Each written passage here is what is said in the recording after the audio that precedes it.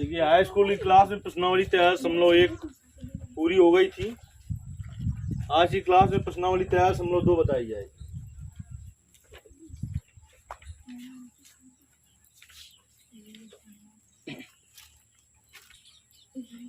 तैयार समलो 2 में कह रहा है जब तक अन्यथा न कहा जाए पाई बराबर 22/7 लीजिए।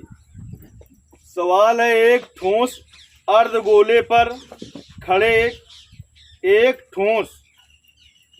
अर्धगोले पर खड़े एक शंकु के आकार का है जिनकी त्रिज्या 1 सेंटीमीटर।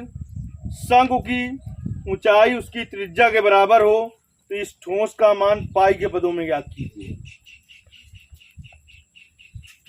देखिए कह रहा है एक ठोस एक अर्धगोले पर खड़े एक शंकु के आकार का है। नीचे कैसा है अर्धगोला और इस पर खड़े एक किसके आकार का है शंकु के आकार का है। इस तरीके से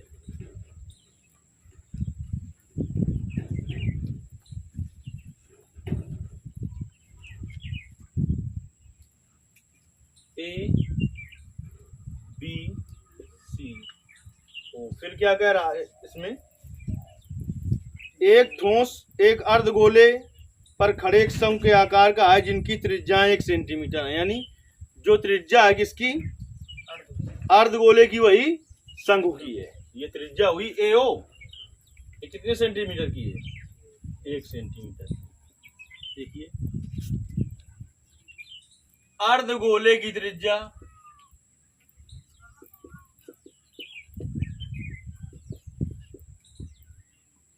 बराबर शंकु की त्रिज्या बराबर कितना है R बराबर 1 सेंटीमीटर। और क्या दिया है सवाल में कह रहा है तथा शंकु की ऊंचाई उसकी त्रिज्या के बराबर है। तो देखिए शंकु की ऊंचाई कहां पर है शंकु की ऊंचाई ये है इसकी त्रिज्या के बराबर। यानी ये भी कितनी है त्रिज्या कितनी है इसकी 1 सेंटीमीटर। ऊंचाई त्रिज्या के बराबर है तो ये भी 1 सेंटीमीटर होगी। शंकु की ऊंचाई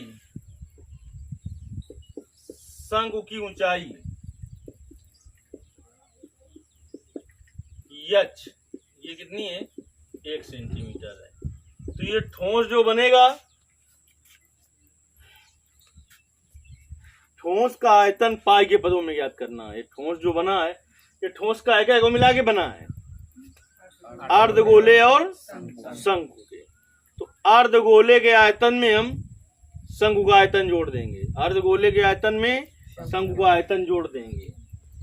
वहीं DSF के भर्ती नहीं करिए और डाल दे फार्म आई खुली दे 200 मीटर में।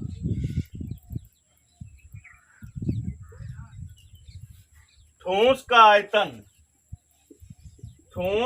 आयतन बराबर क्या होगा बेटा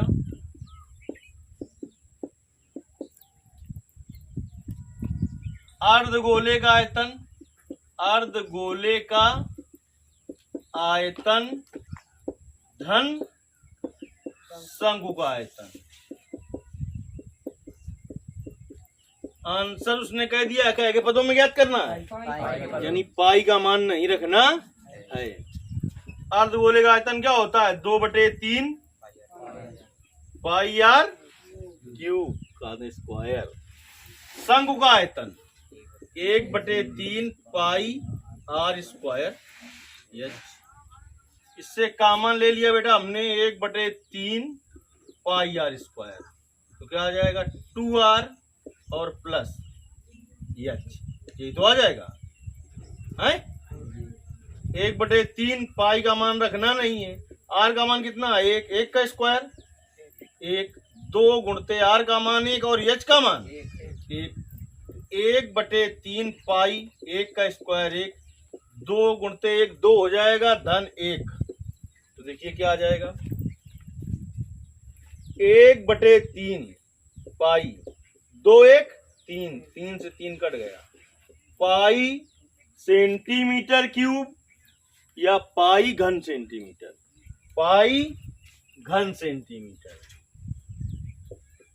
आ गया समझ में कि नहीं आया। हैं? आगे आगे कुछ दिक्कत? नहीं। चलिए आगे सवाल देखते हैं।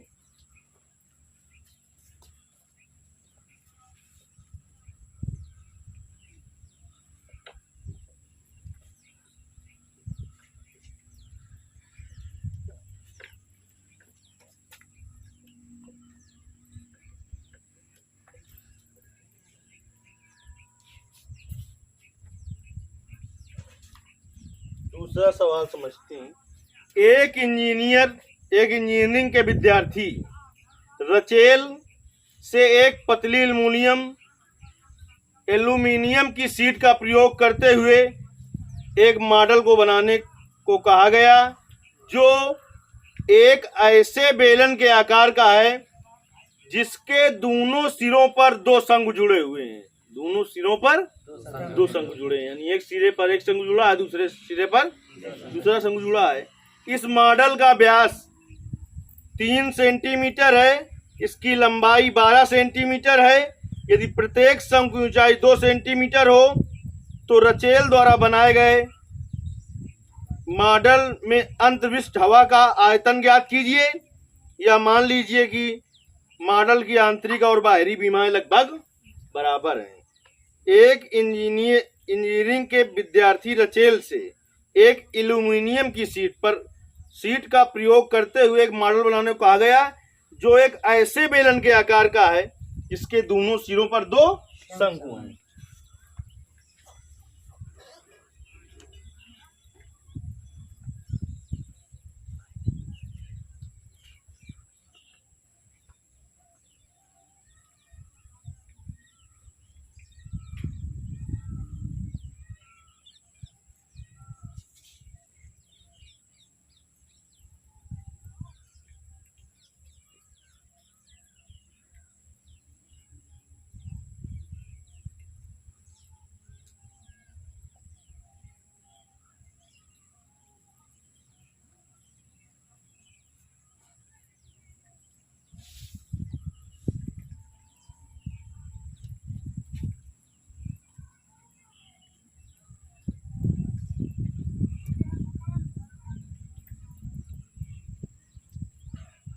ए बी सी डी, इसको अगर लिख लें, मान लो कि ओ, ये ओ डैश, और एक को मान लें कि पी क्यू लिखते हैं। इस तरीके का मॉडल बनाया गया है। इस मॉडल का व्यास 3 सेंटीमीटर है। ये क्या है, यहाँ से यहाँ तक 3 सेंटीमीटर, 3 सेंटीमीटर क्या होगा? मॉडल का व्यास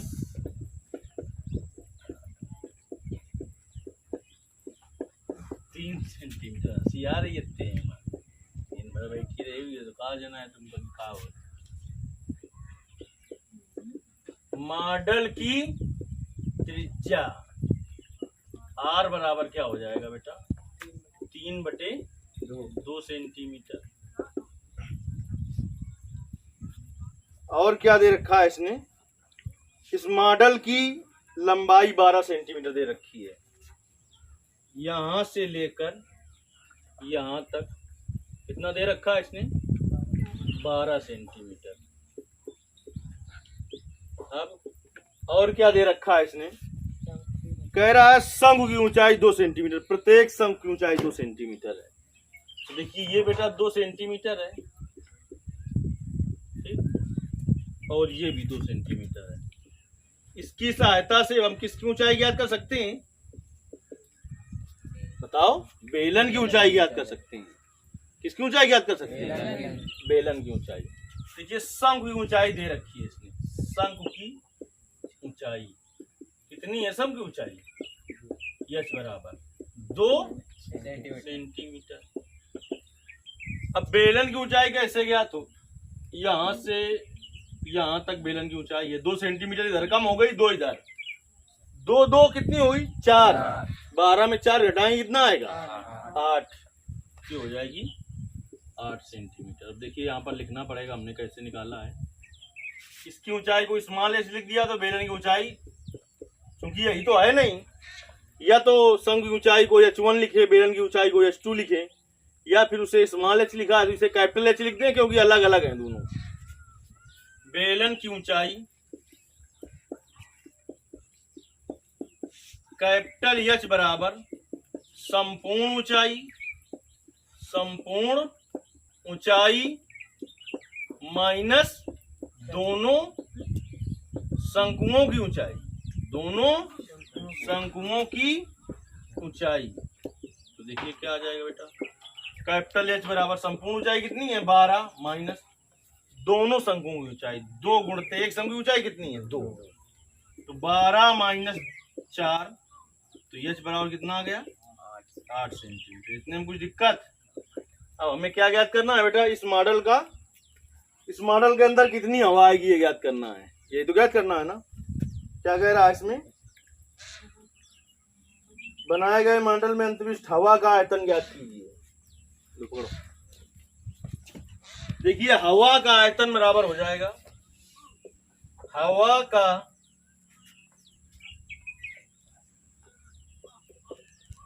आयतन बराबर बेलन का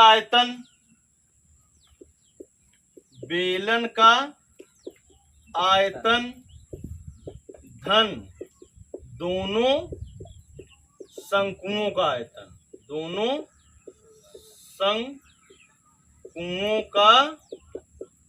यही तो होगा। बताओ बेलन का आयतन क्या होगा,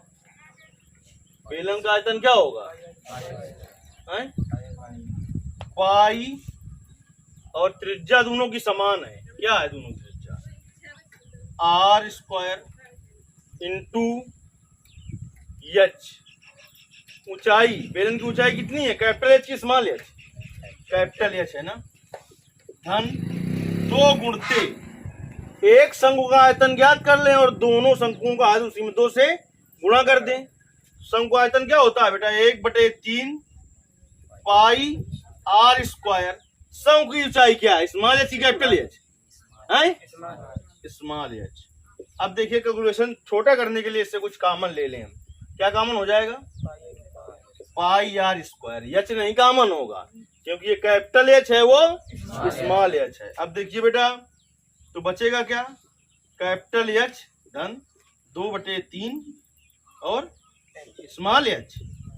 ठीक, पाई का मान इसमें रखना है क्योंकि ऐसा तो इसने नहीं कहा कि पाई का मान ना रखिए, इधर हल कर देते हैं।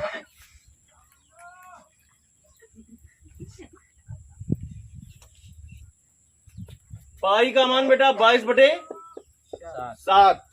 आर का मान कितना है, आर का मान 3/2, 3/2 का स्क्वायर। कैपिटल H का मान 8 धन 2/3, स्मॉल H का मान 2।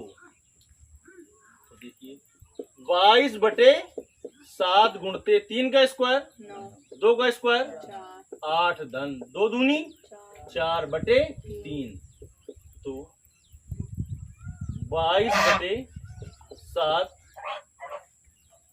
गुणते 9/4, 3 ले लो एलसीएम, तो कितना जी 8 त्रिका 24 धन 4, तो 22/7 गुणते 9/4, 24/4 28/3, 3 त्रिका 9, 7 चौक 28, तो 22/1 गुणते 3/4, एक स्टेप में थोड़ा थोड़ा काटो, 4/1, 4 से 4 कट गया, 22 त्रिका 66। क्या है आयतन, तो घन सेंटीमीटर या सेंटीमीटर क्यूब। दोनों सवाल अच्छे समझ में आए कि नहीं, लगा लोगे, चलिए लगाइए।